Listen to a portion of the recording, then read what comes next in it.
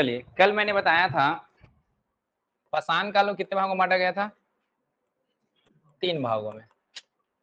पाषाण काल को अध्ययन के लिए 3 भागों में बांटा गया है। सबसे पहला कौन सा था? पूरा पाषाण काल, पूरा पाषाण काल।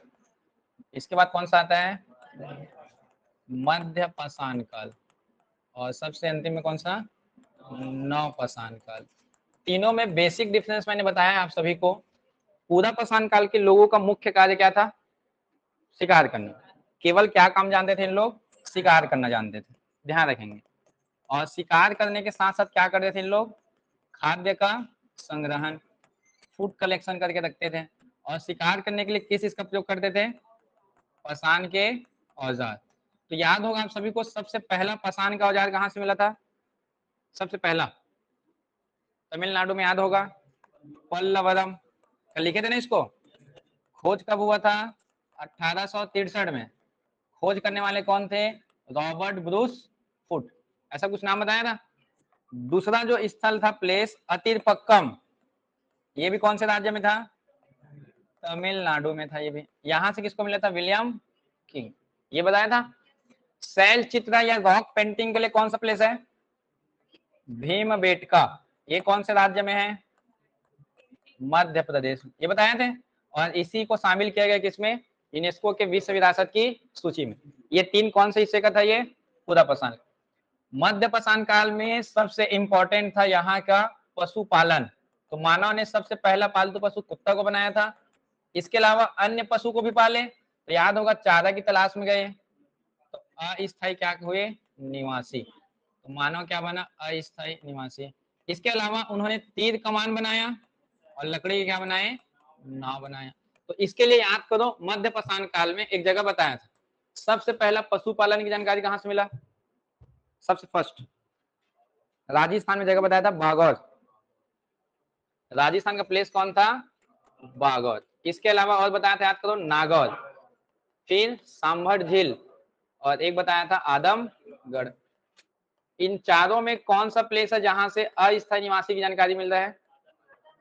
कौन से राज्य में है ये? तो मैंने बताया था, मानव ने सबसे पहले स्टे कहां पे किया? आदमगढ़ में किया था, ध्यान रखेंगे आप, ठीक है ना। एमपी में है ये क्वेश्चन आ सकता है। इसके अलावा मानव के कंकाल मिले थे।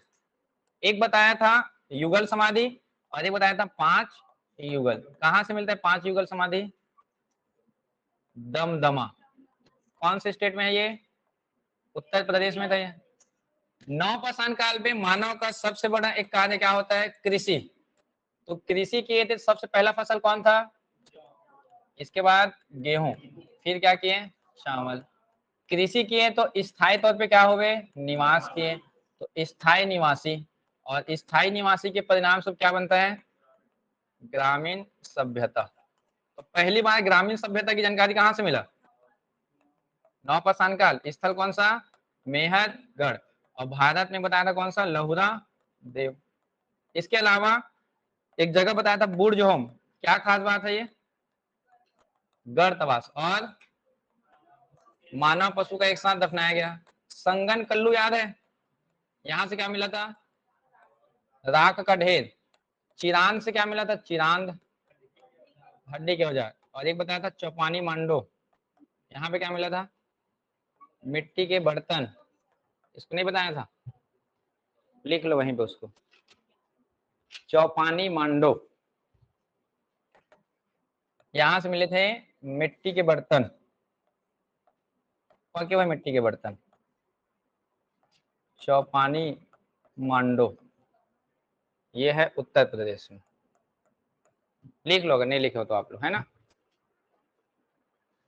आज किसी का फर्स्ट क्लास सुनिए ना, आप लोग कहें। हम लोग पढ़ रहे हैं सामाजिक अध्ययन, जो आपका वर्ग 2 में है ना, 20 नंबर का। उसमें सिलेबस में है भारत का भूगोल, भारत का इतिहास, भारत का संविधान, छत्तीसगढ़। तो मैं जो पढ़ा रहा हूँ भारतीय इतिहास है, जिसमें से 12 प्रश्न आए थे पिछले साल वहाँ पे, ठीक है। तो शुरुआत अभी किए हैं, मेन आपका सिलेबस में नहीं आया अभी, ठीक है ना। इतना पढ़े थे पूरा। चलिए अब इसका थोड़ा एक आध फोटोज देखो, तब समझ में आएगा। यहाँ पे पके हुए मिट्टी के बर्तन, आग का प्रयोग हुआ था ना, तो आग का प्रयोग क्या करेंगे, मिट्टी के बर्तन को पकाने के लिए। लिख लो वहीं पे, ऐसा हो गया। चलिए, ये एक गुफा है जो आपको मैंने बताया था भीमबेटका करके, याद होगा। भीमबेटका गुफा मानव किस रूप में प्रयोग करता था, निवास के लिए। और जब निवास करते थे तो उस समय जो भी चीज देखता था उसको चित्र में अंकन कर देता था, चित्रांकन। तो किस चित्र का चित्रांकन मिला था, खास तौर पे यहाँ पे शिकार करते हुए। जैसे कि यहाँ पे एक पेंटिंग देख सकते हो आप लोग, ये पेंटिंग्स में दिखाई दे रहा होगा आपको। देखिए यहाँ पे कुछ लोग ऐसा कुछ औजार लेके यहाँ पे खड़े हैं, यहाँ पे दिखाई दे रहे हैं, मतलब कहाँ जा रहे हैं इन लोग, शिकार करने। याद होगा आपको, मैं पढ़ाया था इतिहास में, एक होता है पुरातात्विक सोर्स और एक होता है क्या है, साहित्यिक या तो लिखित। ये जो हिस्सा अभी जो दिखा रहा हूँ ये कौन सा होगा, पुरातात्विक की साहित्यिक है, पुरातात्विक है। पुरातात्विक है मतलब कोई ना कोई इतिहास को बता रहे हैं। क्या इसका मुझे लिखित जानकारी मिला है क्या, कि पाषाण काल के लोग शिकार करने जाते थे, गुफा का निवास करते, नहीं मिला है ना। लेकिन सोर्स कौन सा बताया, पुरातत्व। इसके अलावा उन्होंने जो टूल्स जो इन्होंने यूज किया, पत्थर के औजार, तो यहाँ पे शेप दिखाई दे रहा, अलग अलग है सबका। ये कुछ ऐसा कूटने का है, ये कुछ छिलने का है, या और कुछ कूटने का, काटने का, अलग अलग है कि नहीं। जैसे कि आप लोग, आपके जो किचन जो होता है ना, रसोई घर, उस रसोई घर में आप क्या यूज करते हो, काटने के लिए, छिलने के लिए, कूटने के लिए, अलग अलग यूज करते हो। तो उस समय के लोग भी अलग अलग टाइप से क्या करते थे, टूल्स यूज करते थे, औजार यूज करते थे। तो ये ऐसा अवशेष मिलते हैं आपको बहुत जगह से। इसके अलावा आपको याद होगा उन्होंने यूज किया था उस पत्थर का किस रूप में, कूटने के लिए या किसी चीज को पीसने के लिए। सिलबट्टा याद है, सिलबट्टा बताया था, कौन से युग में था, नवपाषाण काल में था, पढ़े थे ना वहां पे। तो देखिए वहां पे दिखाई दे रहा है। ऐसा एक क्या होता था, उन्होंने पानी रखने के लिए एक मतलब बर्तन बनाए थे। एक छत्तीसगढ़ी में एक बर्तन होता है, तुमा जानते हो, तुमा। तुमा जब सूख जाता है ना तो हम लोग उसका यूज अलग अलग तरीके से करते हैं। हम लोग उसको खोल जब करते हैं, सुखा देते हैं, तो चावल रखते हैं कई लोग, या आप लोग देखे होंगे डेकोरेशन के लिए बनाते हैं, या पानी वानी रखने के लिए यूज करते हैं वहां पे कहीं ना कहीं। तो उस प्रकार से ऐसे बर्तन मिले उस जमाने का, ध्यान रखेंगे आप, ऐसा यूज करते थे। इसके साथ साथ उन्होंने पेंटिंग्स में और क्या किया, जैसे इस पेंटिंग में देखो, ये जो पेंटिंग दिखाई दिया है ये बस्तर का है। बस्तर में भी क्या थे, पाषाण काल के साक्ष्य मिले हैं। ये जो आपका पांव का निशान दिखाई दिया है ना, ये ना एक 6 वर्ष बालक के है। अब वो 6 वर्ष बालक का क्यों, जब किसी बच्चे का 6 वर्ष की आयु में मृत्यु हो जाती है, 6 वर्ष की कम आयु में, आकस्मिक मृत्यु ना, किसी घटनावश, तब उसके स्मृति में क्या लगाया जाता है, एक चिन्ह बनाया जाता है, आकस्मिक मृत्यु। तब उसके स्मृति में एक चिन्ह बनाएगा। तो ये क्या है, ये पांव का निशान है। पाषाण काल का ध्यान रखेंगे आप, ये बहुत छोटा सा है, ध्यान रखना। उसके मापक दिखाई दे रहा होगा, सेंटीमीटर इंच का मैंने स्केल रखा है वहां पे, तो उससे पता चलता है वहां पे वो बालक का है, छोटा सा।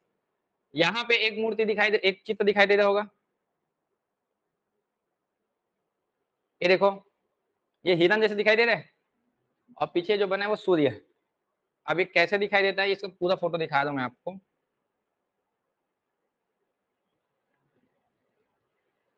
यहाँ पे देखिए, थोड़ा सा ध्यान दीजिए इस चित्र को। यहाँ पे एक हिरन जो है और एक सूर्य है, और यहाँ पे एक व्यक्ति जो है, ये चंद्रमा बना वो दिखाई दे रहा है, और एक जाल पकड़े हुए। अब देखिए पूरा चित्र किस चीज को बता रहा है, दिन के समय हम लोग पशु का शिकार करने जाते हैं, रात के समय मछली पकड़ने जाते हैं। आपको पता होगा रात में जाल डाला जाता है, छत्तीसगढ़ में केवट और निषाद जो जाती है, हम लोग मछली पकड़ने जब जाते हैं तो कब डालते हैं जाल को, रात में डालते हैं। अब देखो पूरा ये चित्र बता दिया कि रात के समय मछली पकड़ते थे और दिन के समय क्या करते थे, हिरन का। अभी कब का है, पाषाण काल का, अभी भी अपनाते इस चीज को, कहीं नहीं कि वहां पे वो, ये पूरा कहानी बता दिया, यही इतिहास है। इसके अलावा एक और एक गुफा है हमारे यहाँ बस्तर पे है, घाटलोहंग करके जगह का नाम है। यहाँ पे निवास करने के लिए यूज करते थे, देखिए वहां, हालांकि अभी बंद कर दिया गया। इसके अलावा आपको मृतक स्तंभ बताया था, याद है, अंत्येष्टि प्रक्रिया कब चालू हुआ था, अंत्येष्टि प्रक्रिया मध्य पाषाण काल में। याद होगा, एक युगल समाधि, 5 युगल समाधि, सर्वाधिक मानव कंकाल और सामूहिक मानव कंकाल। यहाँ पे आपको एक एक जो पिलर दिखाई दे रहे होंगे महापाषाण काल के है, ये सब पत्थर के नीचे एक एक तो क्या है, मृतक अवशेष है।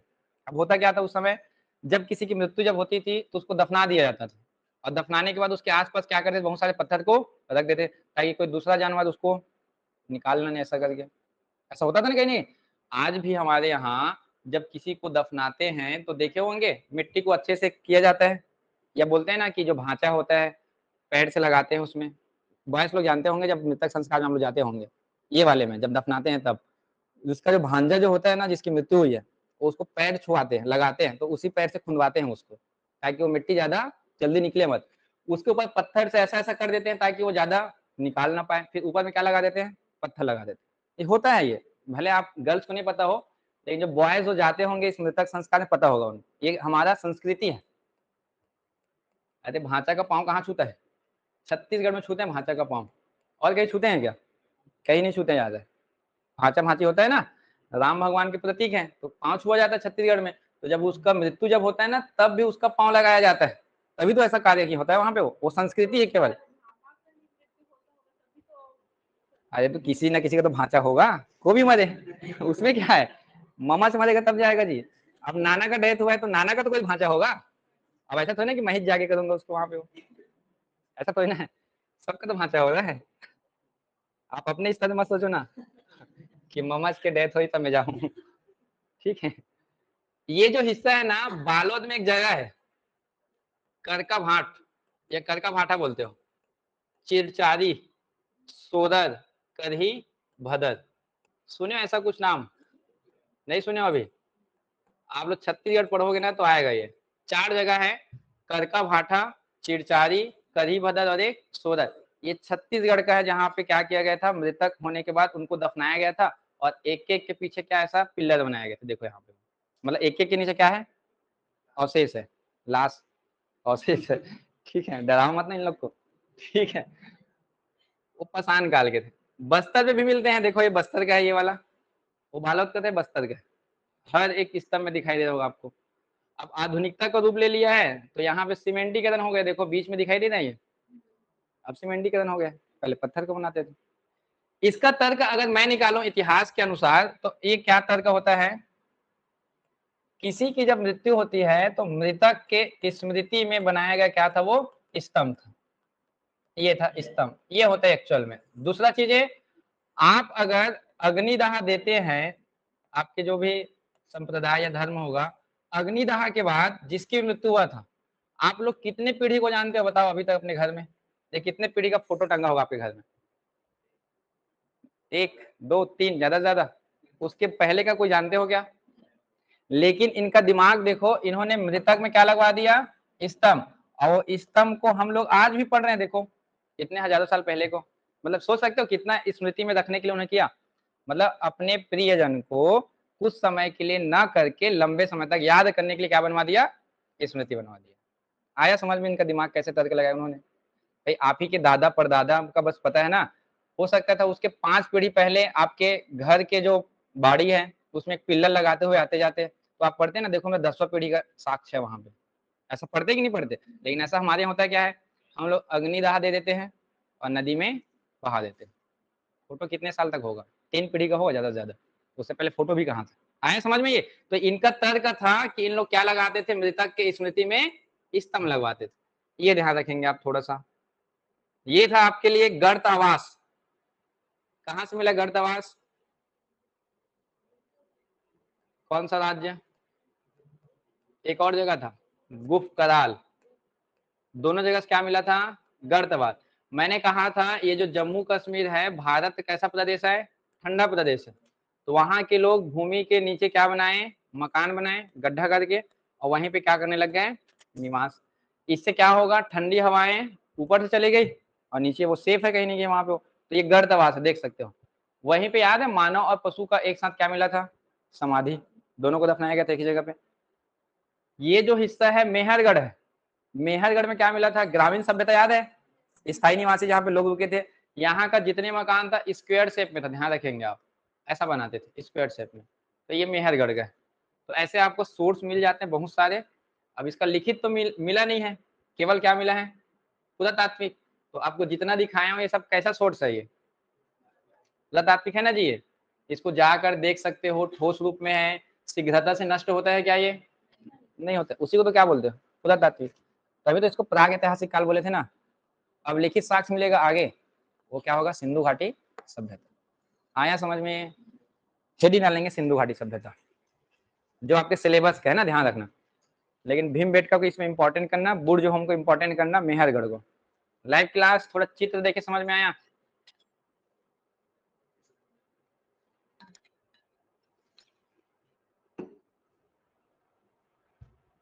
चलिए, आपको पढ़ना है, सिलेबस में सबसे पहला टॉपिक दिया है सिंधु घाटी सभ्यता। सिंधु घाटी सभ्यता, ये क्लास अभी मेन चालू हुआ था, ध्यान रखेंगे 2 दिन तक बेसिक बढ़ा देते हैं आपको। सिंधु घाटी सभ्यता का एक और विशेष नाम है प्रथम नगरी सभ्यता। पूरे विश्व का माना जाता है, भारत के साथ साथ प्रथम नगरी सभ्यता।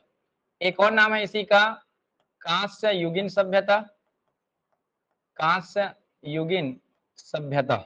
ये 2 नाम को पहले एक्सप्लेन करना, समझेंगे ध्यान से। ये जो आपका कांसा जो धातु है, एकल धातु है कि मिश्र धातु है? ये मिश्र ना। कौन कौन से धातु? एक कौन सा? कॉपर, तांबा, एक कौन सा? टिन। यही होता है ना मेन। मतलब इन लोगों ने जिस धातु का यूज किया उससे पहले कौन से धातु को जाना होगा? तांबा और टिन। आया ना समझ में? तभी तो दोनों का मिश्रण करके बनाया ना वहां पे। अब देखिए, ये जो नवपाषाण काल जो पढ़े थे उसका समय अवधि याद है क्या? नवपाषाण काल का 7000 से कब तक था? 3000 ईसा पूर्व। याद आया कुछ? इसी नवपाषाण काल के अंतिम समय पे मानव को एक धातु का जानकारी मिलता है, और धातु कौन सा होता है? तांबा। तो मानव के द्वारा प्रयोग किया गया पहला धातु कौन सा हो गया? ध्यान रखेंगे, ये भी क्वेश्चन बनेगा एक। मानव ने सबसे पहले जिस धातु को जाना, जिसका यूज किया, कौन सी धातु? अब मानव क्या करेगा? अपने जीवन में धातु का प्रयोग करना चालू करेगा। क्यों? मानव शिकार के लिए जो पत्थर के औजार बनाते थे, पाषाण का औजार, इसकी तुलना में ये तांबे का औजार बनाना आसान होगा कि नहीं? आसान होगा ना। अरे भाई, पत्थर का औजार बनाया है, मान लीजिए इतना बड़ा औजार, इसको एक जगह से दूसरी जगह लेके जाना पॉसिबल है क्या? हर बार नहीं है। लेकिन तांबे का औजार क्या होगा? आसान होगा। पत्थर का यूज करूंगा तो एक बार में टूट जाएगा, वो दोबारा रीयूज करने के लायक होता है क्या अच्छे से वो? लेकिन तांबे अगर टूटता है तो उसको फिर से क्या कर सकते हो आप? रीयूज, गला करके, गर्म करके, ठोक ठाक के बना लोगे ना कहीं कहीं। तो इसी वजह से मानव ने कौन सा धातु का यूज किया? तांबा। तो इसी तांबा का यूज किया तो कहलाया क्या? ताम्र युग। उसको क्या बोले? ताम्र युग। लेकिन तांबा के साथ साथ और कौन सा यूज कर रहा था वो? पाषाण। तो क्या बोले? ताम्र पाषाण काल। देखो, मानव जो सभ्यता चलता है पिछले वाले को नहीं भूलता, ध्यान रखेंगे आप। तो इसी को बोला जाता है अंग्रेजी में चाल्कोलिथिक। ये क्वेश्चन आया था, कौन से समय को चाल्कोलिथिक का नाम दिया गया? तो कौन सा समय है? पाषाण काल। ताम्र पाषाण काल ना, पूरा ध्यान रखेंगे। इसके बाद ही कौन सा आता है? सिंधु घाटी सभ्यता। और ताम्र पाषाण काल भारत में कहाँ था? समझेंगे थोड़ा सा। ये आपका हिस्सा कौन सा? राजस्थान, ये मध्य प्रदेश, और ये महाराष्ट्र, और ये गुजरात। ये चारों जगह पे कौन सी संस्कृति बसा था? ताम्रयुग। जगह का नाम लिख रहा हूं, सुनेंगे ध्यान से।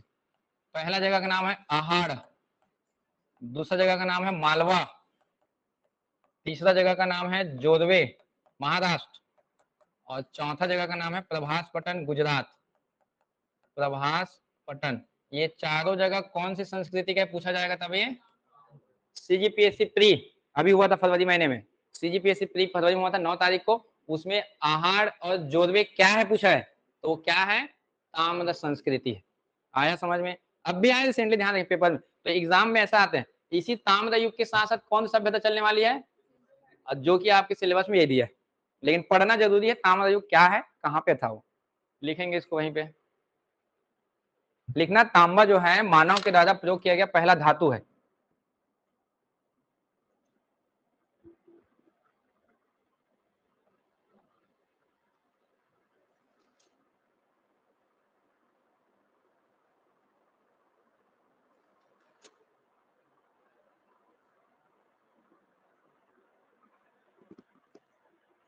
ताम्र युग या ताम्र पाषाण काल, उसी को बोलते हैं चाल्कोलिथिक। सिंधु घाटी सभ्यता के पैरेलल नीचे पे चल रही है, ठीक है, वहीं से तांबा जाएगा ना। सिंधु घाटी ऊपर होगा।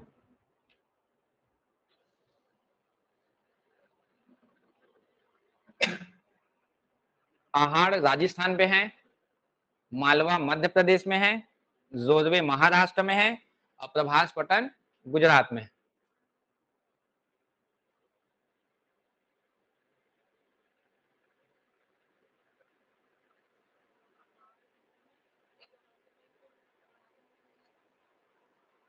पहला है राजस्थान, राजस्थान, दूसरा है मध्य प्रदेश, तीसरा है महाराष्ट्र और चौथा कहाँ पे है? गुजरात।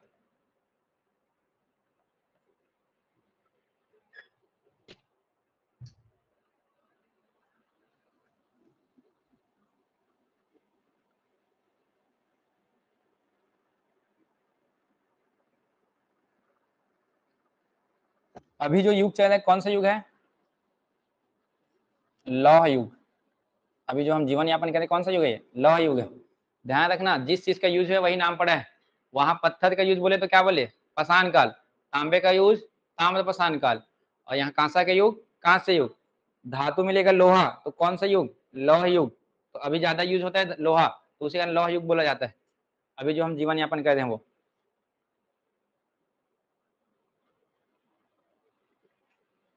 बढ़े आगे फिर।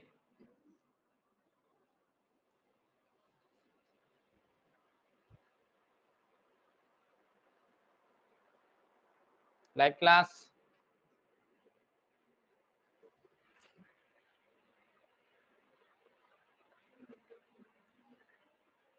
निधि, नागेश्वरी, आदर्श, अनिकेश।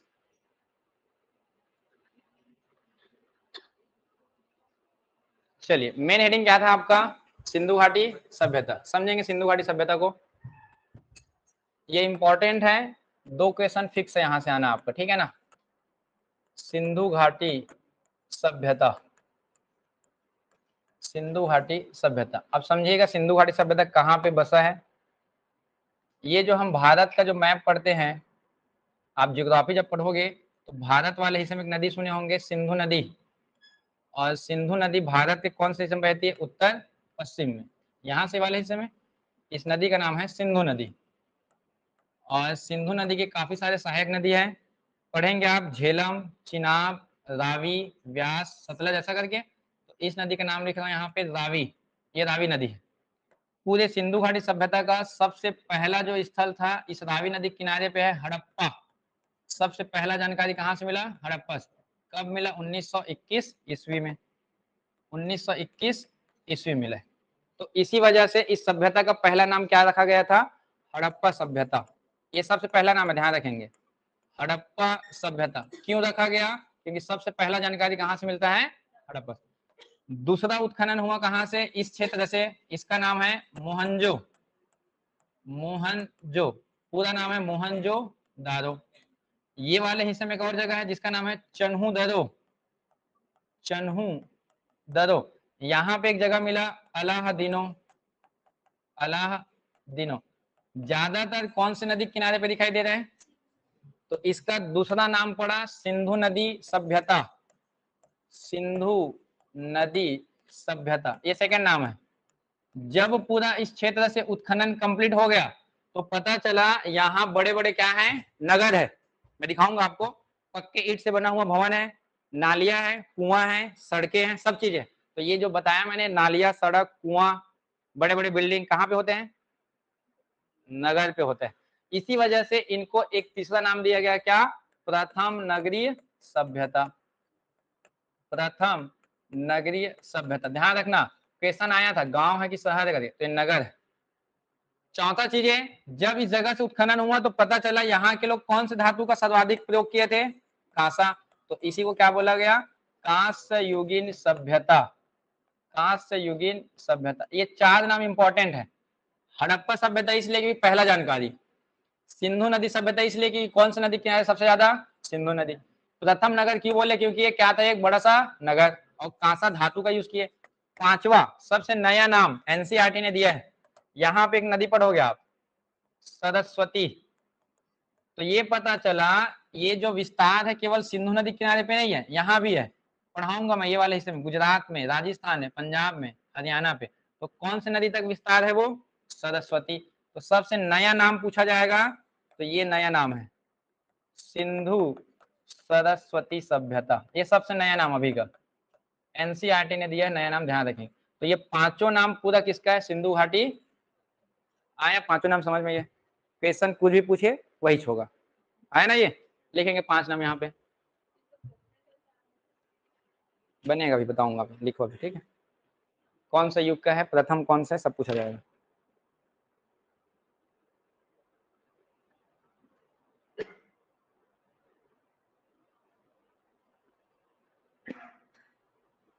अभी एक एक प्लेस पढ़ना है सभी को, अभी सिर्फ नाम बताया हूँ, इसका नाम कैसे पढ़ा है, 5 नाम है अभी तक, ठीक है। सबसे नवीनतम नाम है सिंधु सरस्वती सभ्यता।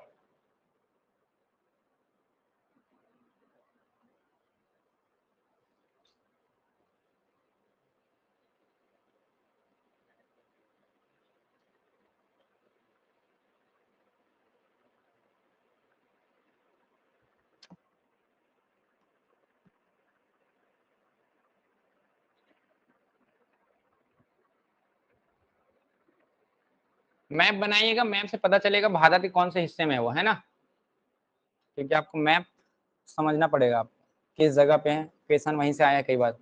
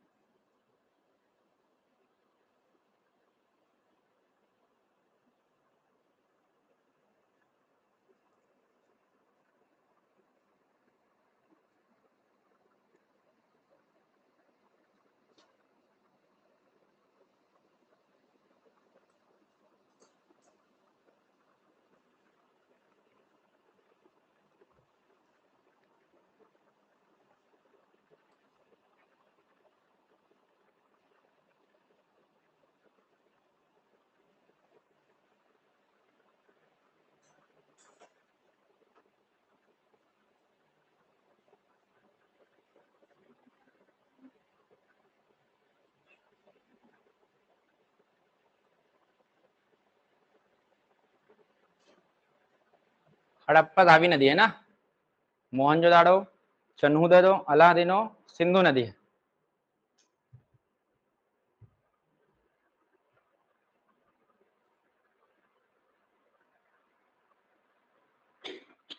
बढ़े आगे, बन गया ना मैप। चलिए अब समझते हैं कि सिंधु घाटी कौन कौन सी जगह पे विस्तार है। पहला प्लेस पढ़ते हैं हड़प्पा को।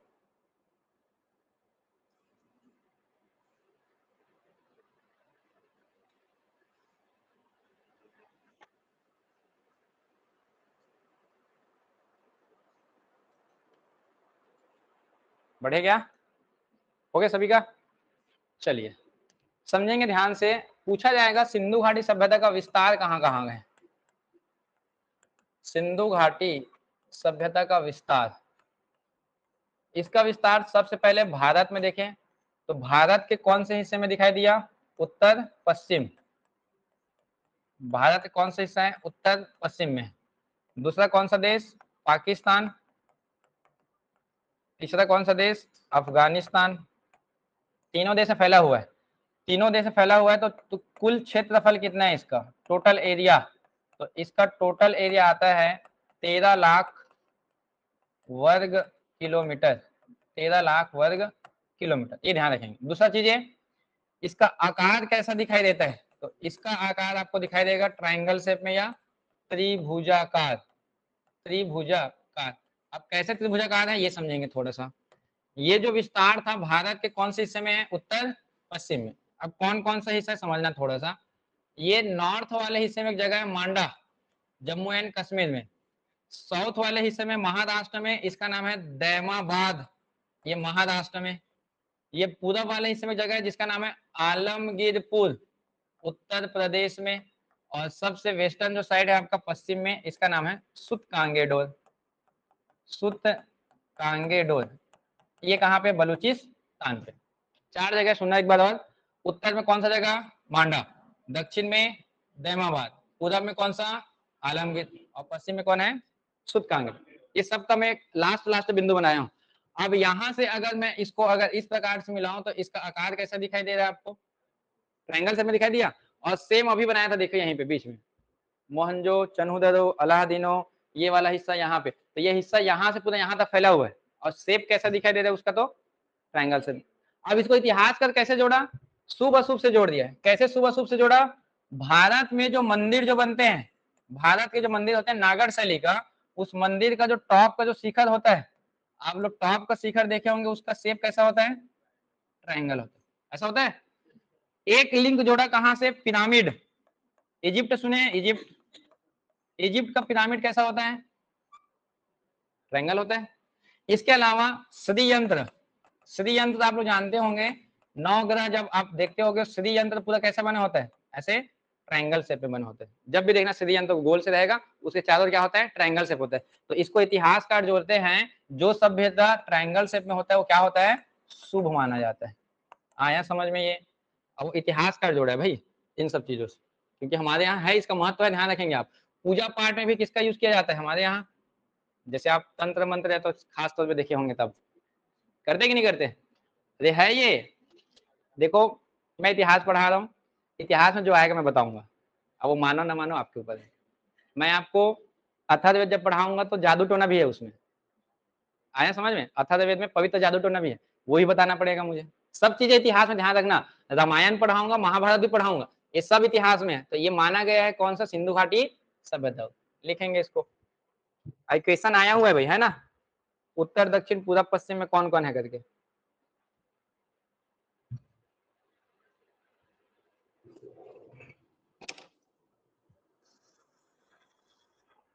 चार प्लेस हैं, मांडा, दैमाबाद, आलमगीरपुर, सुत कांगेडोर।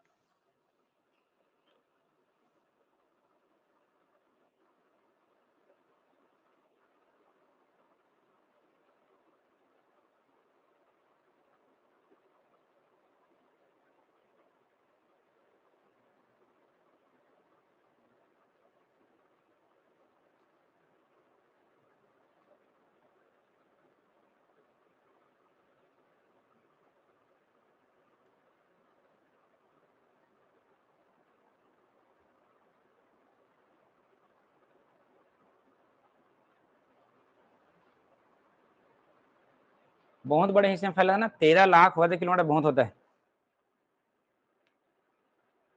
छत्तीसगढ़ का एरिया पता होगा आपको, 135 192 है ना, 1.5 लाख है ना मान लो जाए। अब सोचो 13 लाख में फैला था, काफी बड़े हिस्से में फैला था।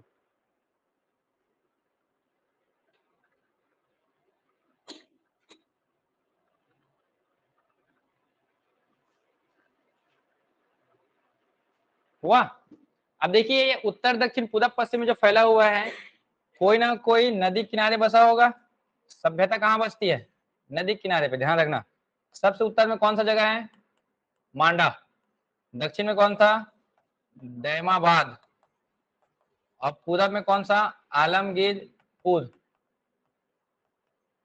आलमगीरपुर। और पश्चिम में कौन सा है तब, सुत कांगेडोर, सुत कांगेडोर। ये 4 जगह मैंने बताया है। नदी इंपॉर्टेंस है, ध्यान रखेंगे। मांडा जो है चिनाब नदी के तट पे है, चिनाब नदी। ये जो आपका आलमगीरपुर है, ये उत्तर प्रदेश में एक नदी है, हिंडन नदी, यहाँ पे है। दैमाबाद नदी है प्रवरा, और किसकी सहायक नदी है तब, ये गोदावरी का। तो कई किताबों में गोदावरी लिखा होगा, वही आंसर ले सकते, कोई दिक्कत नहीं। और ये कौन सा नदी है तब, ये दास का नदी, दास का नदी। क्षेत्र की बात करें, मांडा कहाँ पे पूछा जाएगा, तो ये है जम्मू एंड कश्मीर में। ये कहाँ पे है, उत्तर प्रदेश में। और ये कहाँ पे है, महाराष्ट्र। और ये कहाँ पे है, वर्तमान का बलूचिस्तान। ये लिखेंगे 4 जगह अलग से। उत्तर दक्षिण पूरब पश्चिम जमाने के लिए आएगा, मैच द फॉलोइंग।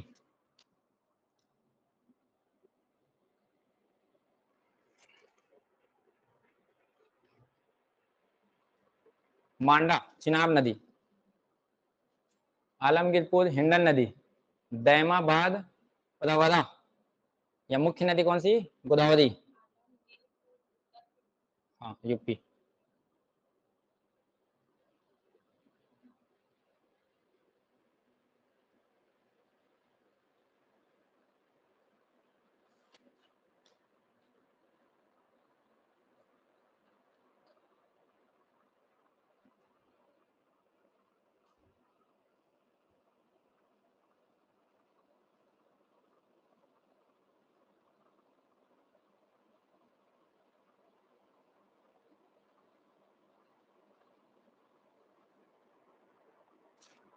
पढ़े पहला स्थल हेडिनालो हड़प्पा, पहला जगह हेडिनालो हड़प्पा, सबसे पहला वहीं से मिला था ना, क्योंकि लिखिए पहला प्लेस हड़प्पा कब मिला था 1921 में। देखते हैं क्या क्या मिलता है वहां से।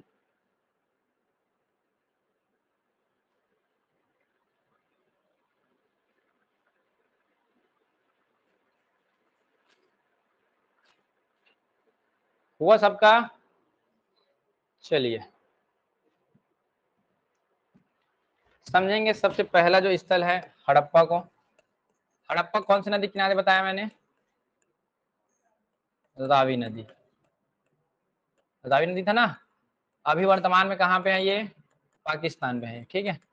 ये स्थल कहाँ पे अभी, पाकिस्तान पे। इस प्लेस से उत्खनन कार्य या खोज कब हुआ पूछा जाएगा, तब कब हुआ ये 1921 ईस्वी में हुआ। खोज करने वाला या खोजकर्ता कौन था, तो एक नाम है दयाराम साहनी जी, दयाराम साहनी। और बाद में एक और व्यक्ति यहाँ पे कार्य करते हैं जिनका नाम है माधव स्वरूप। ये दो का नाम आता, ध्यान रखेंगे आप, माधव स्वरूप। अब इसी जगह पे जाके क्यों उत्खनन कार्य किए होंगे, जैसे कि कल एक बताया था आपको एक दो दिन पहले, एक डिपार्टमेंट बना था याद है 1861 में, क्या नाम था, भारतीय पुरातत्व विभाग। कौन थे जनक इसके, अलेक्जेंडर कनिंघम। याद आया कुछ, ये डिपार्टमेंट मैंने बताया आज भी है। तो ये डिपार्टमेंट में बताया था वर्ष 1920 की कहानी। 1920 में क्या हुआ था, इस डिपार्टमेंट का एक डायरेक्टर महानिदेशक बन के आया, और महानिदेशक का नाम है जॉन मार्शल। ये जॉन मार्शल एक आर्कियोलॉजिस्ट है, और उसी को क्या बनाया गया है, एक महानिदेशक। तो जॉन मार्शल ने अपने अंदर दो व्यक्ति को काम करने के लिए रखा। एक का नाम कौन, दयाराम साहनी, और दूसरा नाम कौन सा, राखल दास बनर्जी। जैसे कि याद करो कनिंघम किनको रखे थे, रॉबर्ट ब्रूस फुट, और एक था विलियम किंग। दोनों को तमिलनाडु भेजे थे, याद है। अब इन दोनों को जब काम के लिए रखे हैं तो इनको कहाँ भेजेंगे, भारत के उत्तर पश्चिम में, कौन सी नदी के किनारे पे, तो वहीं पे उत्खनन कार्य कराने वाले कौन, दयाराम साहनी। कब करवाया, 1900। अब यहाँ से कुछ ना कुछ तो मिला होगा, तो यहाँ से क्या जानकारी मिला इसको समझेंगे ध्यान से। इसको 2 मिनट लिखना मत अभी, बस मैं कहानी बता रहा हूँ, सुनेंगे ध्यान से। यहीं से बता रहा हूँ, एक ना योगी व्यक्ति है जो अपनी पत्नी स्त्री के साथ बैलगाड़ी में बैठकर कहाँ जा रहे हैं, अनाज लेने जा रहे हैं। सुनेंगे एक बार और। एक योगी व्यक्ति है जो अपनी पत्नी या अपने स्त्री के साथ बैलगाड़ी में बैठकर कहाँ जा रहे हैं, अनाज लेने। अनाज के लिए कुछ तो रखे होंगे, बर्तन रखे हैं। जब जा रहे थे तो सामने में एक तो टीला दिखाई दिया, बड़ा सा टीला, और टीला एक्चुअल में था क्या, एक कब्रिस्तान। ऐसा करके एक लाइन पे याद करना है आप, मैं इसी से बताऊंगा ना, ये कोई ट्रिक नहीं है, ये पूरा इसी का कहानी छुपा हुआ है इसमें। एक योगी व्यक्ति है जो अपनी महिला या अपने पत्नी के साथ कहाँ जा रहा है, बैलगाड़ी में बैठकर क्या लेने, क्या रखा है अनाज के लिए, और सामने क्या दिखाई दिया, और टीला क्या था, एक तो टीला मतलब समझते हो ना, मिट्टी का एक ढेर होता है, एक ऐसा ऊंचा स्थल होता है वहां पे, उसको टीला बोलते हैं, और उसी में क्या है, कब्रिस्तान है। अब इससे क्या क्या याद हो जाएगा समझेंगे। सबसे जो पहला शब्द लिखा है क्या, योगी।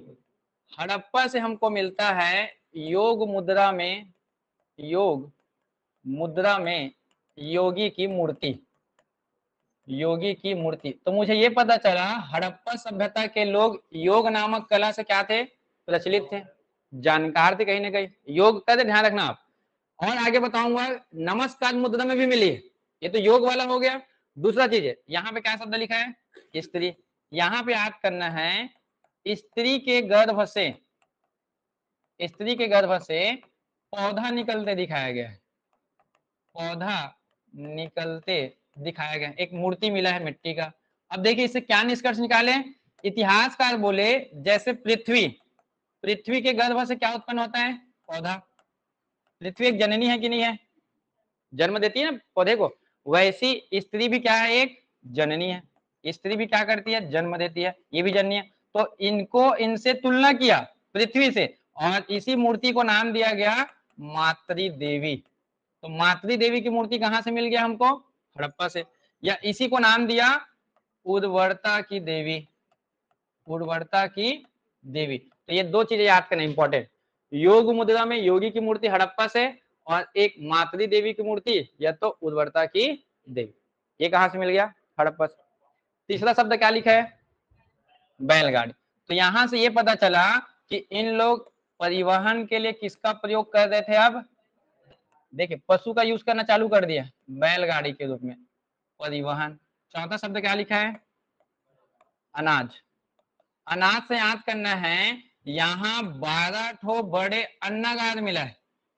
अन्नागार कहने का मतलब है स्टोर रूम, जहां पे उत्पादन जब हुआ उसको क्या करके रखे, स्टोर करके रखे। और कितने हैं यहाँ पे, 12। और कैसे मिले हैं, 6 ठो सामने की ओर है, ऐसा बड़े बड़े भवन है, ध्यान रखेंगे, और 6 ठो इधर सामने की ओर है, इस प्रकार से।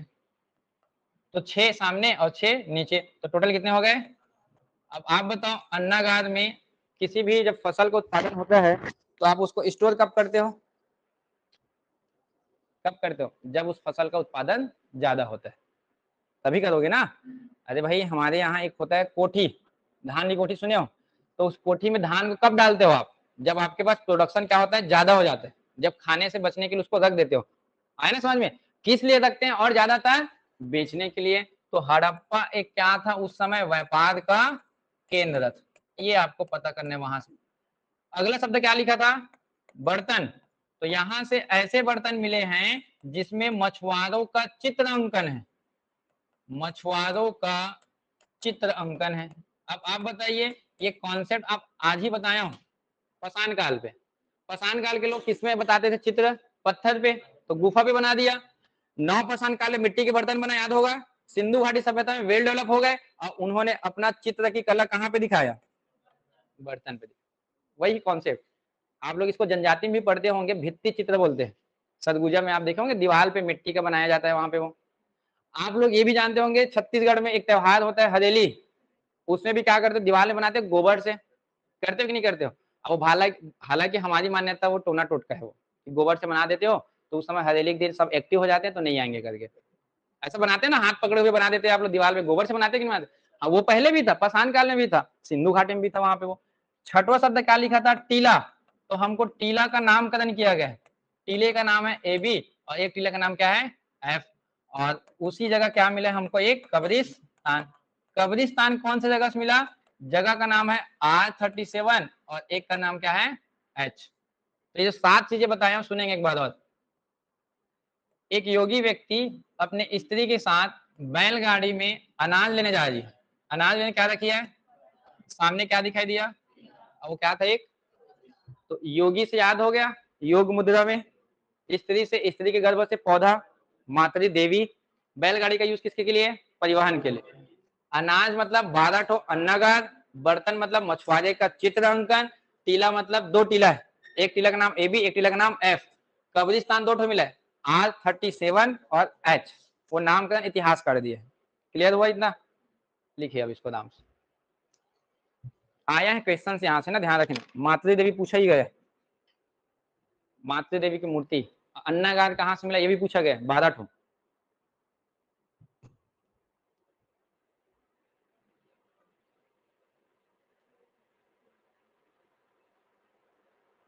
किशोर जी वो मिला है लोथल से।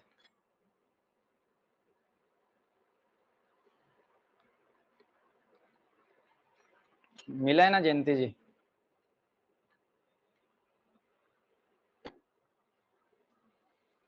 मुहा से मिलता है स्वास्तिक कंकन, दर्पण मिलेगा चन्हू दड़ों से, पढ़ाएंगे उसको भी।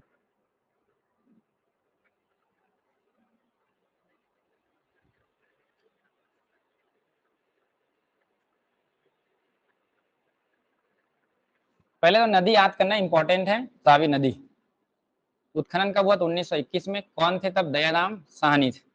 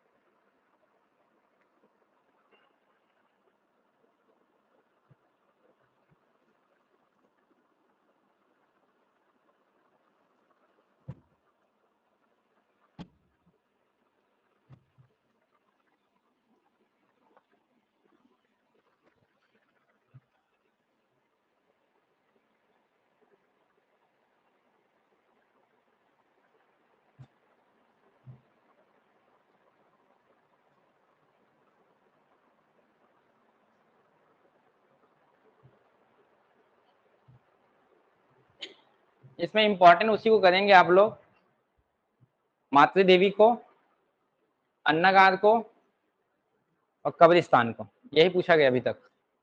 और नदी वगैरह तो आता ही है, मैं जो मिला उसमें बता दिया।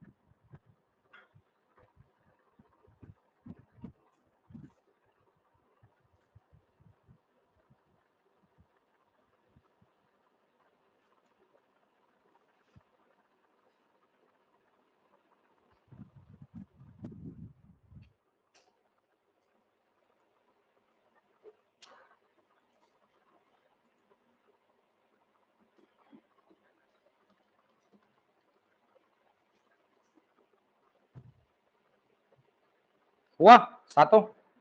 लास्ट लाइन में लिखना 8वां नंबर डाल के, एक ऐसा मुहर मिला है, लिखो बच्चे।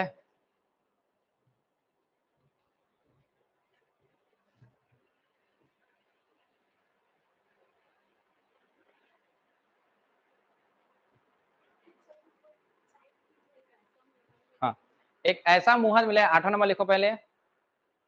एक ऐसा मुहर मिला है जिसमें गरुड़, जिसमें गरुड़ एक पैर से सर्प को दबाए हुए हैं। एक ऐसा मुहर मिला है जिसमें गरुड़ एक पैर से सर्प को दबाए हुए हैं, सांप को। तो ये स्पेशल बात है कि गरुड़ किसको दबाया है? सांप। मतलब देखो उस समय सिंधु घाटी में ऐसा जानवर रहा होगा गरुड़ और सांप, तब तो उसको दिखाया ना वहां पे वो। ठीक है, इतना कर लो आज। कल मैं पढ़ाऊंगा मोहनजोदाड़ो। ठीक है, मोहनजोदाड़ो चन्हू कल पढ़ेंगे। ठीक है, इतना समझ में आया ये सिंधु घाटी? ठीक है, एक बार देख के आइएगा, कंटिन्यू कल करेंगे। ठीक है इसको, ठीक है। Live class